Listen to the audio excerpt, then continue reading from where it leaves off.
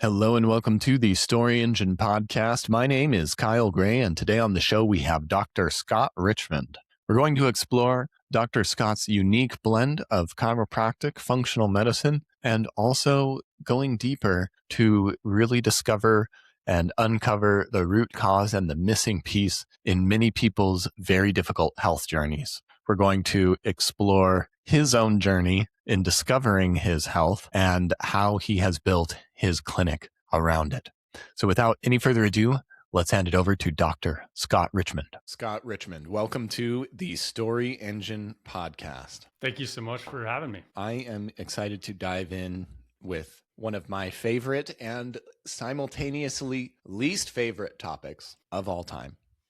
But before we get into that, can you tell us a little bit about who you are and how you're showing up in the world today? I am a chiropractor here in Iowa. And so I've been in practice for now over 20 years. Can't believe that. And where I'm at right now is I work in the field of functional health because of my own personal story and journey that we're going to get into. And I also currently still see chiropractic patients in my office here locally also. Yeah.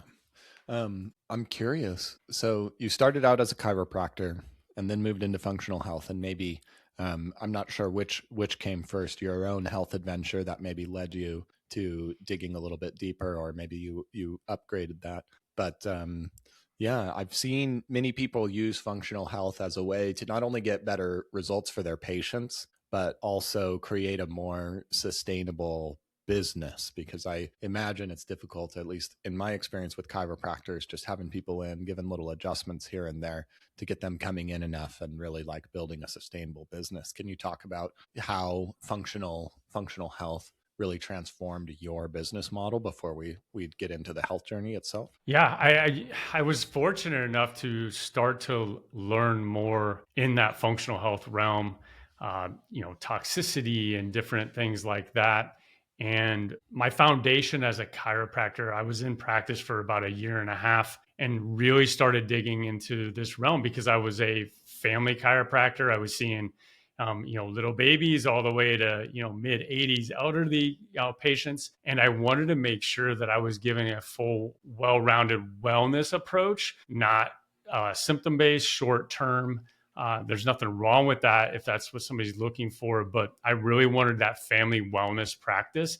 And I just knew intuitively I needed to explore all these other areas that would really feed into people's lifestyles and address all those essential pieces and center that around what I did as a chiropractor. Amazing. And give us a little, what we're really here to talk about, or what was a big shift for you, is encountering mold in your own life and in your own journey and in your own health. Did functional medicine come before the mold or after the mold for you? I had started learning about this toxicity issue, and there's many different components to that, but biotoxins, in which mold fits that category. So I was at least aware of that. And then I got sick. And so that's what really transformed what I do and who I am today. I'm grateful for that foundation of, removing the interference in the body, allowing it to heal. And that's not just physical, but that's also chemical, that's emotional, the power of our thoughts, all of those areas. But it was really my journey of dealing with mold that really transformed me and led down the path of where I'm currently at today. So one of the most fascinating things in my personal experience with health and in working with a lot of health experts and people who have also had health journeys. Well, how long did it take for you to go from I'm sick to, oh, this is mold? At least in my case, it was a long time to really connect the dots of where this was happening and what this was coming from. And it wasn't like a single sickness, like, oh, I have a cold. There's like a weird constellation of things that's a little bit different for everybody. Yeah, that's why I say I'm blessed, because I see your journey and what you just expressed is very common across the clientele that I work with. For me, it was as simple as 2 + 2 = 4. It did not take me very long because I did have some awareness, but I knew within about 6 months kind of what had happened, where was this really coming from. Things really added up, and then that started my journey into digging into the other pieces, because I definitely want to say, like, it's never just mold just makes everything else worse. And so that's what really jump started my journey into understanding who I really was, and what was impacting my health at that. That's absolutely fortunate. For me, yeah, mold impacted a lot of things. Mold wasn't the first thing, and mold was kind of near the end of my discoveries. But when I was in my early 20s, was living in Peru, and I took a vacation to the Amazon and was a young 20-year-old and did a rope swing into an Amazonian lake, which ended up getting me something called giardia, which was really not fun. And I went to a hospital, and they gave me like a quick antibiotic or something, but it didn't really take care of the problem. And I would have maybe like 5 or 6 years of not knowing how to take care of myself, listening to the creatures inside of me and eating sugar and doing all of the things and feeling like anxiety creeping up, this like biological anxiety. And Mhm. even like 15 years into knowing about this kind of stuff, even today when I feel biological anxiety, it's very difficult to think, oh, my gut dysbiosis is really messing with me, and not I'm not working hard enough, or the other political party's ruining everything, or the world's falling apart. Whatever the case may be, your brain is so good at making up a story about why you feel the way you feel that it's never the real reason why you feel. And so it took a really long time, and that had to I wasn't even as aware of like these kind of things. How do people end up finding you or discovering this, or like figuring out like I need somebody like you, or I need functional medicine? Because it was really difficult and confusing for me. That's what I really like to speak into. I've worked with clients that have been to 20, 30, all the way up to 70 different practitioners. And while my awareness happened pretty quick because of my background and just some knowledge that I'd already built up at the time, my journey was far from short, like yours, like many, Mhm. that I work with. And it has really helped develop what I call like the art, is helping bring that clarity to individuals, because they've been, from one doctor to the next, and this protocol, that protocol. And our stories align so much, but we can't see that when I am working and listening to everybody's stories, going through a consultation, I really started focusing on what's their missing piece. They've already learned so much, they've applied these different things, but it's like, what is that one thing that starts to bring everything else together, marry it together, the layers, and how you can't just, in your case, kill giardia, but what's really going on with my entire terrain. It was never just mold. Talking about other toxicity, what's going on emotionally? Is our body in fight or flight? Are we in growth mode? Are we in stress mode? Like, all of that plays a factor in helping people truly get well and discovering what those missing pieces are, so we can implement those things in a proper order, prepare their body so they can go through and truly have real healing, not just symptom relief. Mm-hmm. Mm-hmm. I'd love to hear like some of the common experiences or pain points of the clients that come to you. And I think one of the first ones you've already said is they've been to dozens of different practitioners. They don't know who to trust, and they're Yeah. exhausted by all the different protocols that they've been taking. What other problems are they coming in with? Pure confusion. Mm-hmm. Because I like to really emphasize to them that we typically, the clients that I'm working with, they don't need more information.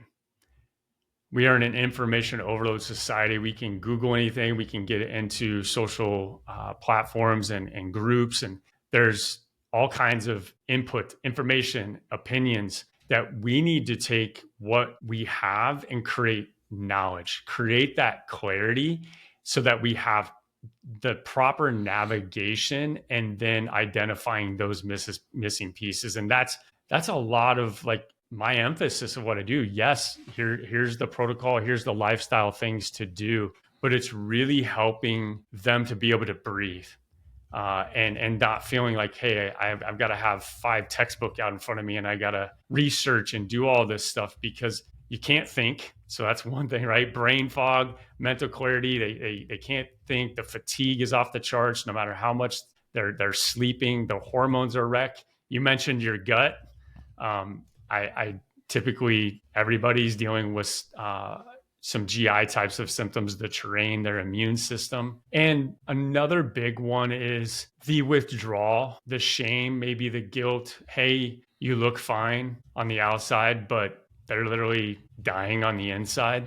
And the pressure from society, and even deeper, like with close friends, family. So relationship challenges, that Mm-hmm. stress that it puts on the entire scenario, the entire family, financially. Those are some really, really big ones. Yeah. This isn't as big of a deal as it used to be, but I remember um, wanting to go gluten free. And early on in the gluten free realms, people would just roll their eyes at you for wanting to do this, and they just thought it was such an obnoxious thing. And again, this actually taught me a really good lesson. It was like a stoic thing to ask for what I wanted and not care if it rolled their eyes. And yeah, like shame or like pressure from society or friends. I had a lot of friends that would not understand the choices that I would make for my health, and it took a while for them to really like respect it. And now I still get teased Mm-hmm. for it every so often, but um, it's good for me. Like I would rather be teased for being my truth than eating some gluten and then feeling the anxiety. And another thing that you mentioned is hormones, and this is something I've had a lot of experience in too.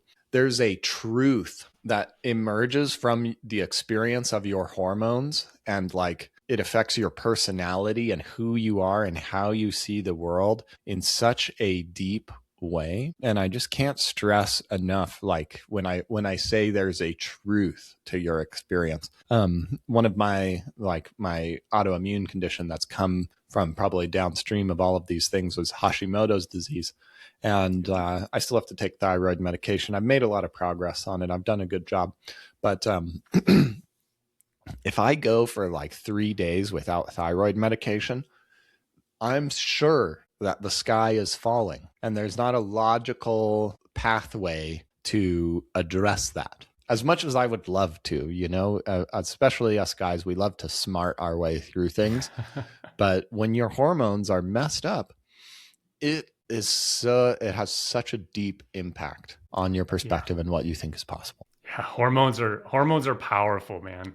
And I always say we have to recover twice, which is from exposures and also this experience. You talked about the shame and getting teased. I just had this conversation with a client yesterday because for Easter, they were out to eat. And of course, he's eating his steak and salmon, meat only. He's dealing with Crohn's, so another autoimmune condition. And we talked about that like, hey, this isn't a food problem, it's a relationship thing.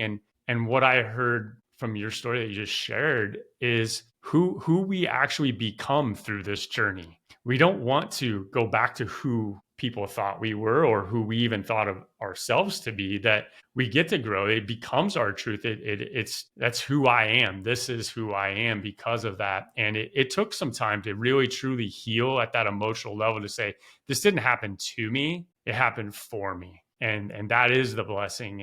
And you know, many people are challenged and kind of get stuck in that mental state of that. And if we can have that breakthrough, man, the physical healing just really, you know, accelerates because of the power of our own thoughts and our past and the shame, the guilt that we might have experienced going through things like this. I attribute, though, we've had a lot of discussion already about the biological factors, but I do believe that my experience is a metaphysical one, and that the way to ultimately the final step and the final block, while of course I can eat healthier and do all of the things that you said, but is to live in a greater alignment with my truth and respect my voice and speak up for my needs when I need them, and to listen to my emotions, which I am incredibly good at scrolling on my phone and distracting myself and using the cheap dopamine that's so available in this world. I just had an experience this weekend. I had some friends that wanted to drive out to some hot springs, and all of the friends ended up falling through. And I was like, I'm still going to go. And it was almost a psychedelic experience to be out after the hot springs. I found a camping spot in the forest with no signal, and just feeling like the tension arise of like not having a thing to distract myself and allowing these emotions to rise up at first. And I just decided to write in my journal and explore what my body was trying to tell me. And after a couple of pages, I was so surprised at how much better I felt and how much I needed that. And so, yeah, you had a what I call a sit in it moment, like literally sit in it, feel it, be present with, doesn't matter what it is, right? To not suppress that, and to work on, have awareness, and also, work through it, process that. And I wish I would have got the invite. I would have joined. Oh yeah. Next time. The hot springs were great. So we've gotten some really good pain points, and some of the things that are unique about what you do that you've shared is like, I love that you said about clarity on finding that missing piece, because if they've tried so many things and maybe there's this one missing piece that's really going to bring everything together, that sounds wonderful.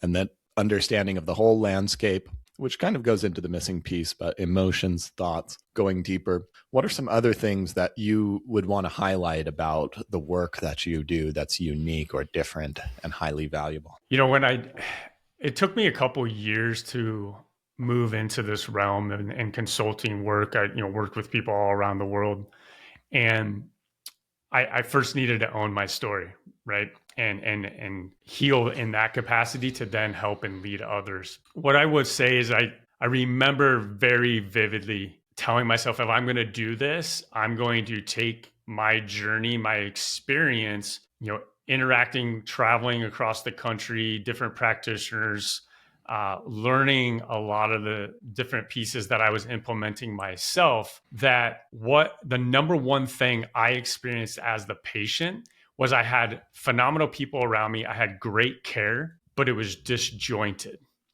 And it was, hey, I have to have this appointment, and I this type of treatment or whatever I was doing at the time, that I wanted to make sure people understood, like, you have a true advocate. Like, yes, I'm a chiropractor, I'm a health consultant, but like a real true advocate, that they have that support. Our journeys are dynamic. Things can be challenging at times, and our bodies respond and we express things very, very quickly. And sometimes, people are unsure, and I want them to know that they can reach out. They have that support, that it's not appointment based. It's kind of like what you need when you need it. Obviously, I have a boundary around that for my own personal self. But for them, I didn't want them to experience, like many still do, of what I also experienced, even with great care. So really making sure that if there's a question, if I don't know it, I find answers for them, but to give them that calmness and empower them to really help them get on their feet to where they start to really embrace their own journey and their own healing. And kind of just starting to see them walk their walk and walk through that, and come out wherever that other end is. It's a journey, not a destination. So that's the number one thing that I wanted to make sure was truly conveyed and also delivered. Yeah, a journey through health that empowers you instead of relying on the practitioner. Absolutely. So I'm gonna go through some of these problems again, and I want to hear about a specific moment in your life when you were really feeling this. And I know that as a practitioner, it may not, or all of the details may not be as relevant, but I'm curious about a moment of pure confusion, of maybe even loneliness in your health, where you are surrounded by great people, but everybody's telling you a different story. You're going to all these practitioners and don't know who to trust, exhausted by the protocols and all the things that you were trying, feeling shame, maybe self pressure, as well as pressure from society, friends, and experiencing like, yeah, financial stress or expectations. When were you most immersed in these things? June 15th, 2012. Ooh, love that. It was the day after my birthday. I actually had just arrived in North Atlanta in Dunwoody, Georgia. And I had just spent 9 days in the hospital out at Rose Medical in Denver. And I'd already spent 4 days in the hospital in Des Moines. Some things that took me all the way out to Denver, but I'm thankful that at least I was there. But I'd already, been drugged out of my mind because I was dealing with severe anxiety and panic attacks. So I had to be given, anti-anxiety meds just to even function, let alone get on a plane. And I was in the best hospital for pulmonary issues. Where they send mold testing was connected. Old Jewish hospital was connected to where I was at. To have been told you don't have aspergillosis, and that was it. No diagnosis. Begging I had been pleading with them, let me stay here. I couldn't hold food down. I couldn't hardly walk. And I got to a point where I was able to finally get out and arrived there in Atlanta day after my birthday. And there was definitely some family strain. I had a young daughter. At the time, she was just about done with early ed. So we're talking 5 years old at the time. Mm-hmm. And I was super sick, and I felt hopeless, helpless, but I was in a new place.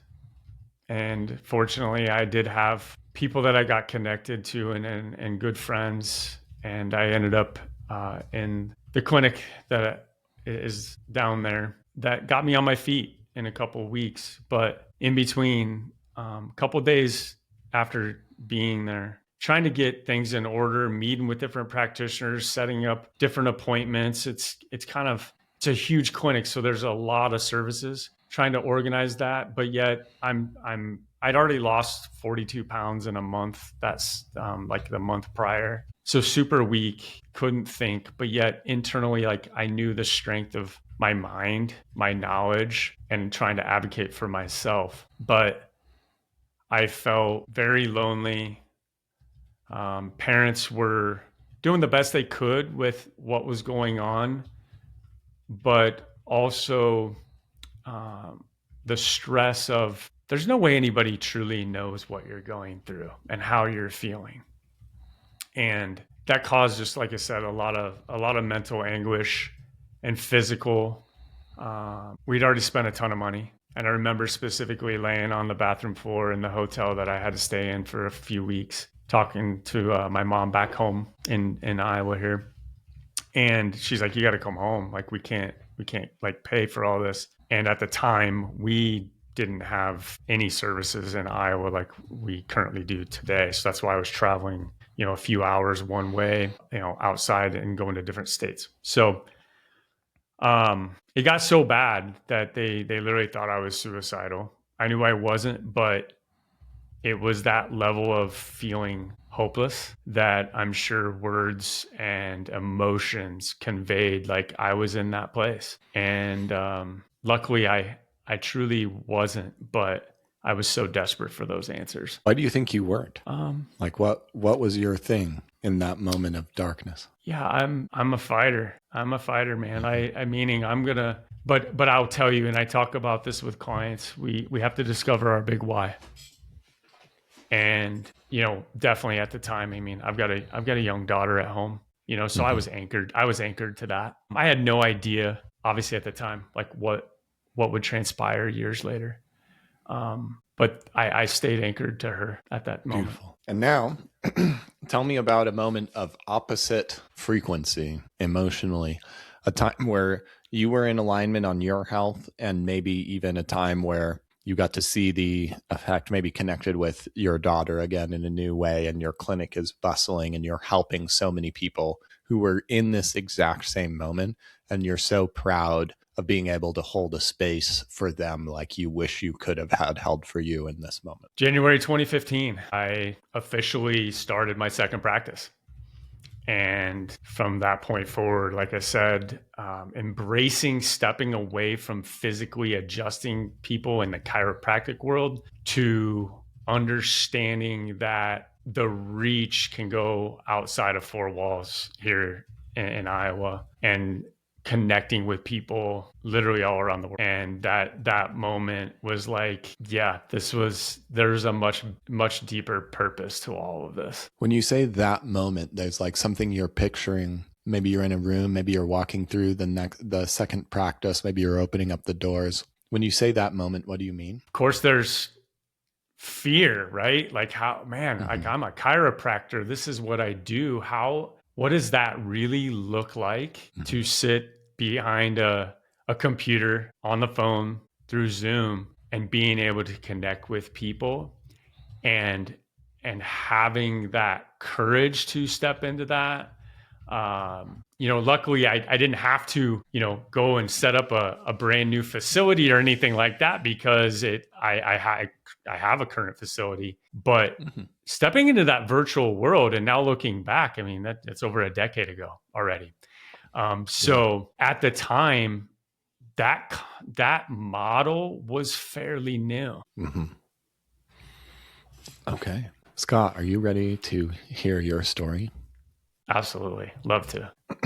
I can remember laying on a bathroom floor far away from home in Atlanta, staring up at the ceiling, talking to my mom. It's the day after my birthday, and there's been no celebration, only survival. I've spent days and weeks in different hospitals all over the country, desperately looking for a solution, and being passed from place to place, doctor to doctor, passed around like a hot potato of nobody really having any good answers or any desire to help me. I've been drugged out of my mind to deal with these panic attacks that seem to rise from within me without anything I can do about it, just to function in a day-to-day life, let alone get on the plane and traveling to all of these places. The best hospital in the world that I thought I could go to told me, they don't have you don't have what we deal with here, so move on. I can remember begging to stay at this place and getting kicked out of a hospital. I couldn't hold food down.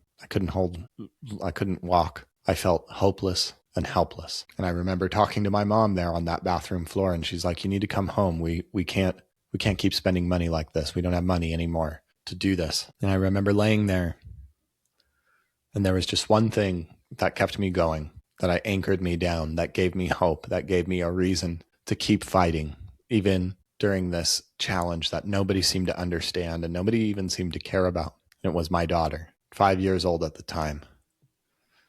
And I knew I was going to find something for myself, for her. What started in working with a different clinic and learning much more about health than what I had known as just a chiropractor, I started to build the foundations for a plan for health for myself that would become the plan for health for everyone that I work with. First, I wanted clarity on what the missing piece was. After seeing so many different doctors, so many different protocols, trying so many different things, I wanted a way to quickly find out what the missing link was that could bring all of the hard work that I was already doing together. I wanted not just to approach this from a body space, but from the emotions, the thoughts, and everything that goes into it, which allows the body to heal or not heal. I wanted a place for me and to create a place where there were people were really advocating for you, cheering for you, and supporting you in a way that felt coherent and consistent.